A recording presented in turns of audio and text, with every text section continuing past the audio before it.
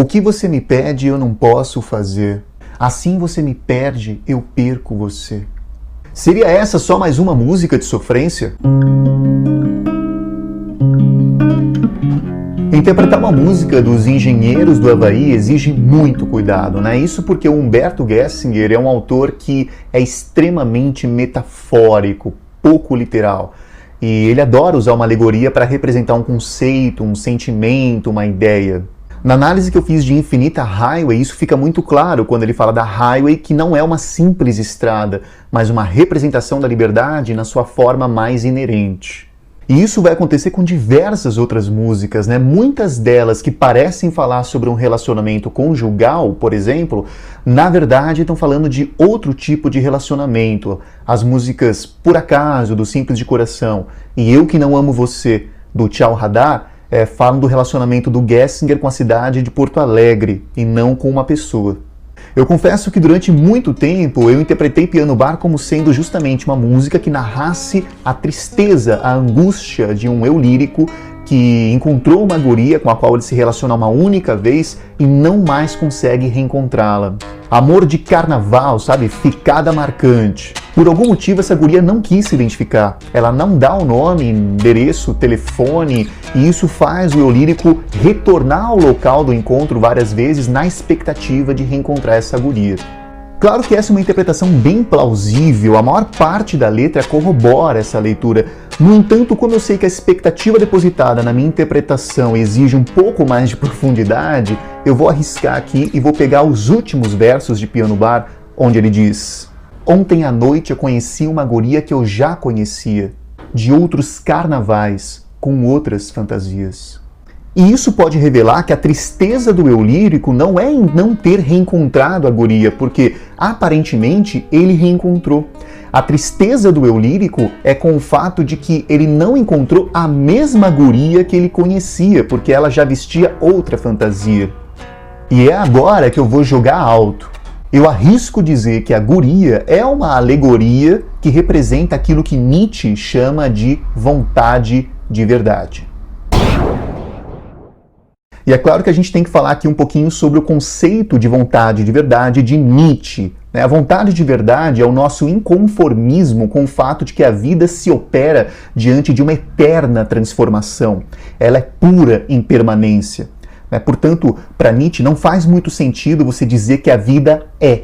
A vida não é. A vida está sendo, no sentido de que ela é puro devir. Ela se transforma o tempo todo. No entanto, aceitar isso não é nada agradável, porque a gente quer o conforto da permanência, da estabilidade, daquilo que é bem definido. Isso porque essa estabilidade nos dá a sensação de controle, e é justamente isso que Nietzsche chama de vontade de verdade.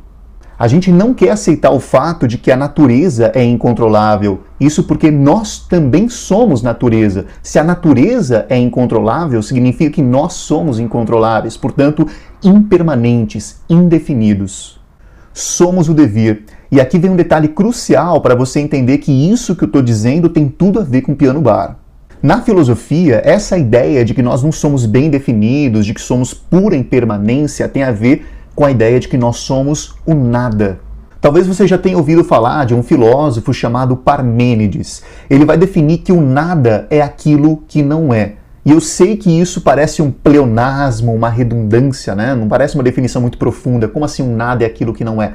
Mas, na verdade, Parmênides está dizendo que, na medida em que o nada é aquilo que não é, significa que o nada tem um potencial para ser qualquer coisa. Portanto, o nada é a pura indefinição. E o Parmênides vai contrapor o nada à verdade, no sentido de que, se o nada é aquilo que não é, a verdade é aquilo que é. Portanto, a verdade não só existe, como ela é bem definida, sendo que para Parmênides a filosofia deve se dedicar à verdade e não ao nada. Nós somos a verdade, nós somos algo bem definidos. E eu acho que você entendeu que para Nietzsche é o contrário. Nós não somos a verdade, nós somos o nada, nós somos a pura transitoriedade, a indefinição, a potencialidade de ser. E agora você vai entender a relação disso com Piano Bar, porque Humberto Gessinger diz que, na verdade, nada é uma palavra esperando tradução. E esse é um trecho que revela o inconformismo do eu lírico com a revelação de que talvez nós sejamos o nada.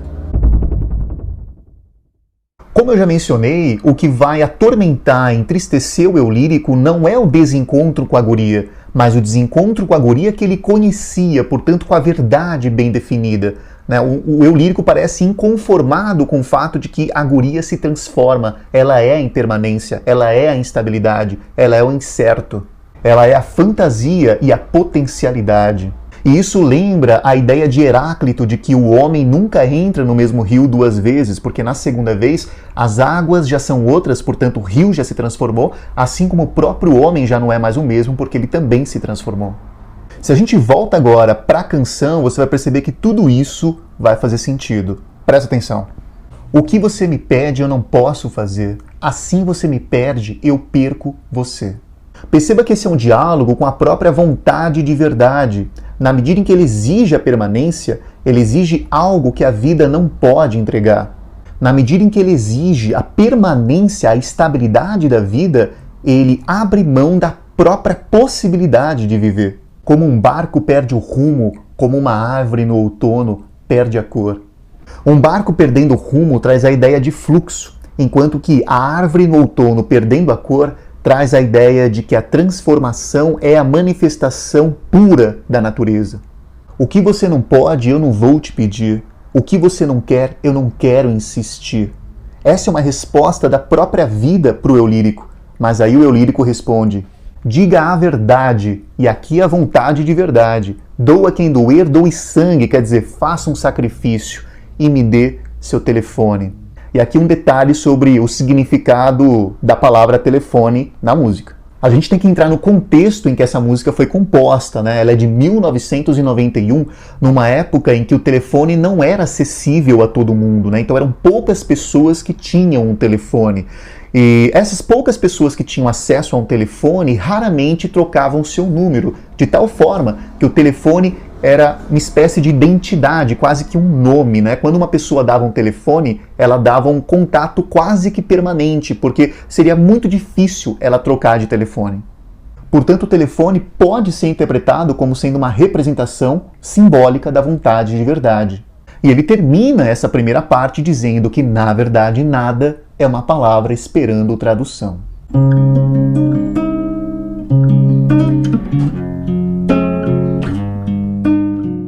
E como eu já expliquei, o nada diz respeito àquilo que somos, o efêmero, a transmutabilidade. Toda vez que falta luz, toda vez que algo nos falta, o invisível nos salta aos olhos, um salto no escuro da piscina. Talvez essa seja a parte mais hermética, mais enigmática da música, mas agora você vai entender que nessa visão nietzschiana ela faz sentido. Uma coisa interessante aqui é que o Gessinger sugere que a ausência de luz não é a escuridão, é o invisível. Na ideia de que o invisível é o nada, é o devir, é aquilo que pode vir a ser. E é por isso que é um salto no escuro da piscina, porque diz respeito ao incerto, ao inesperado, ao inédito. O fogo ilumina muito por muito pouco tempo. Em muito pouco tempo o fogo apaga tudo e todo um dia vira luz. A luz que representa a verdade dura muito pouco tempo. É pura impermanência. É o efêmero. E toda vez que falta luz, que a verdade se desmancha, o invisível nos salta aos olhos, quer dizer, é o nada que dá as caras, que se manifesta, que se faz presente. E aí vem a parte final da letra em que ele diz que conheceu a guria, já era tarde, era quase dia, ela parecia tão sozinha. E parecia que era minha aquela solidão. Perceba que ele flagra na guria um vazio, uma solidão, que na verdade não está nela, está nele, porque parecia que era minha aquela solidão. No início era um precipício, um corpo que caía. E a queda aqui, de novo, representa a ideia do instável, do impermanente, do inédito. Da virgindade que é a própria vida, porque a queda significa o incerto, o desconhecido, o inédito, o risco.